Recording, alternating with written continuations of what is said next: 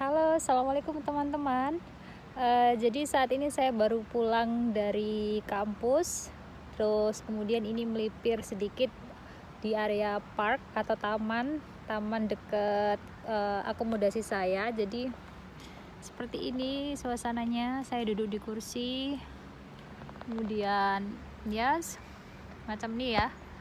Terus depan ini sepeda saya. Sebenarnya nggak boleh parkir sembarangan ya, cuman karena parkirnya lumayan jauh, saya mungkin nggak akan lama di sini juga. Jadi saya ingin membagikan sesuatu yang mungkin cukup esensial juga bagi teman-teman yang mungkin berniat untuk melanjutkan studinya di UK ya teman-teman. Jadi terkait pemilihan akomodasi atau tempat bernaung gitu ya, tempat tinggal sama di UK seperti apa. Jadi untuk pilihannya banyak sekali ya.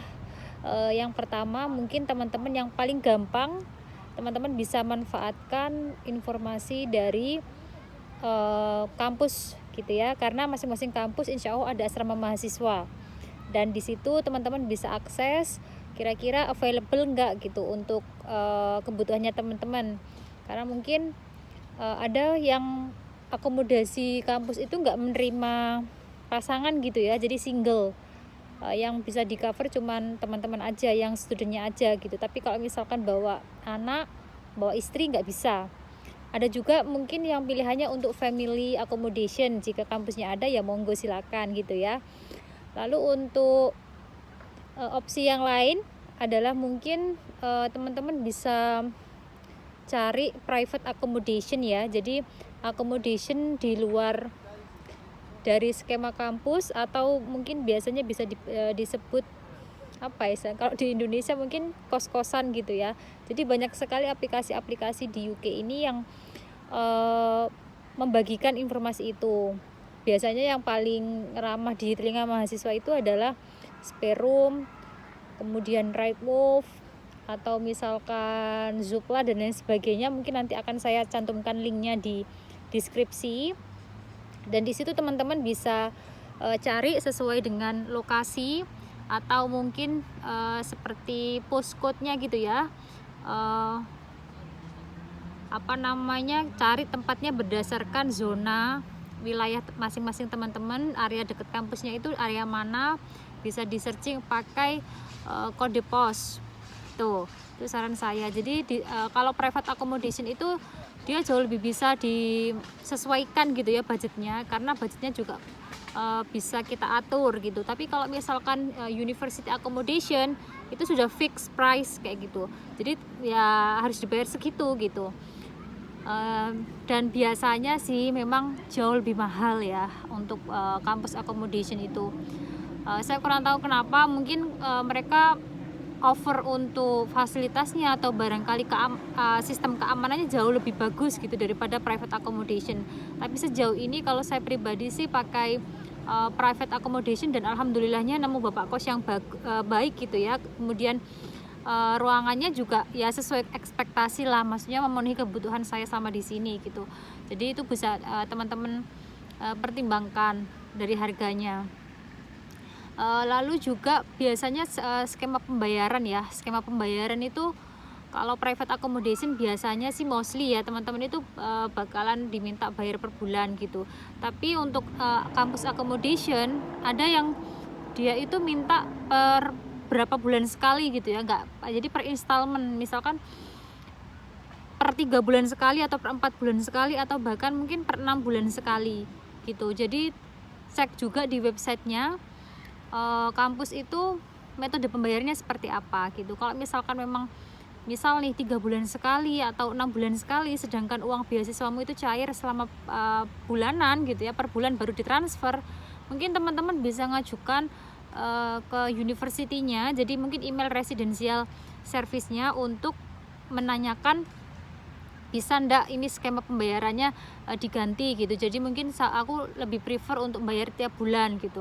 Beberapa university itu bisa mengakomodir kebutuhannya mahasiswa seperti itu, karena menyesuaikan kan duit kita cairnya per bulan gitu, nggak per 6 bulan sekali, kan lumayan berat ya, apalagi akomodasi di sini juga lumayan mahal.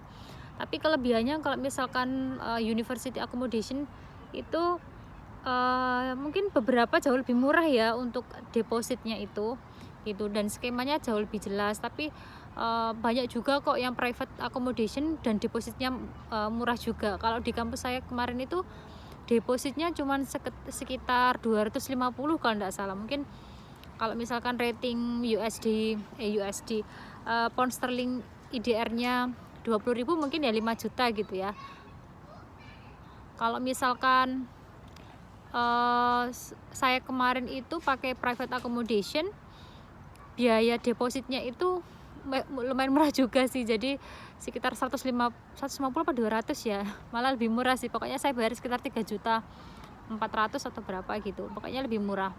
Alhamdulillah gitu ya, rezeki dapat accommodation di sini tuh juga rezeki teman-teman, karena susah-susah gampang cari akomodasi di sini. Apalagi kalau kayak saya kayak gini kan nggak ada mahasiswa Indonesia di sini ya, jadi lumayan struggling untuk menemukan accommodation yang tepat gitu, tapi alhamdulillahnya dapat. Nah terus yang perlu dipertimbangkan juga adalah gimana memilih teman gitu ya, teman accommodation. Mungkin teman-teman yang sudah follow Instagram saya sudah tahu gitu ya bagaimana karakteristik orang-orang yang tinggal bersama saya. Jadi kalau di kos saya itu memang saya orang Indonesia sendirian. Mungkin agak berbeda ya teman-teman ya, karena di Chelmsford ini nggak banyak orang Indonesia, atau bahkan nggak ada. Atau saya sendiri, saya juga belum menemukan orang Indonesia di sini. Jadi saya mendapatkan accommodation ini tuh ya lumayan struggling, dan alhamdulillah di situ tuh di akomodasi saya orang-orangnya welcome ya. Jadi ada totalnya itu ada 5 kamar gitu.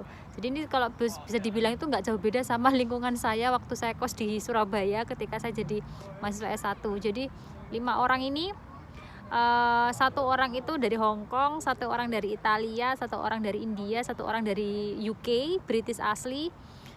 Kemudian satunya saya student sendirian gitu. Jadi yang 4 orang ini sudah bekerja semua, mbak-mbaknya. Ada yang jadi guru yang British itu, kemudian ada yang kerja di perusahaan logistik, mbak yang dari Hong Kong, ada yang kerja jadi embryologist gitu ya di lab di daerah sini juga, itu dari India. Jadi dia menamatkan studi S1-nya di India, kemudian S2 ambil di UK, kemudian dia lanjut kerja di sini. Kemudian yang keempat orang Italia, mbaknya kerja di perusahaan kosmetik gitulah, begitu. Jadi alhamdulillahnya dapat semua perempuan.